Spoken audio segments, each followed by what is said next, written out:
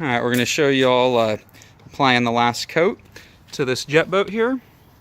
This jet boat is definitely of some age. It's got a little bit of wear to the gel coat, but we're going to use the last coat here.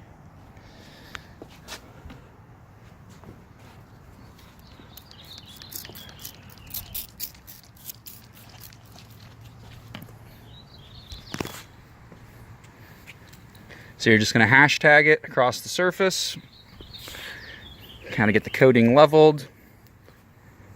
And you can even see on the oxidation area, we're getting some gloss back here. Now we're going to take a nice fresh clean microfiber and we're going to buff this out to a nice high gloss finish. Then when we get done here, I'm going to pause the video and I'm going to fire up the pressure washer and I'm going to show you how well this section beads versus the remainder of the boat. So we've done this area here and we're going to throw a little bit of water all around here and we're going to see how big of a difference we got with the beading. Okay, so this is the area that we have not done. And you can see how the water is just sheeting around and it's just sucking itself back because there's no protection on it.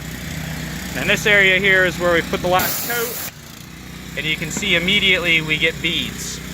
Beading is what you want to see. That is the amount of water that this can push away from the surface without the surface actually pretty much absorbing it.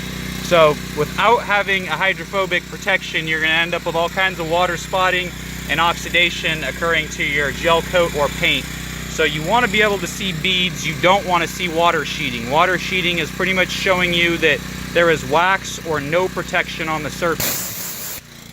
So again, you can see we get nothing but beads. And down here, we get straight sheeting action.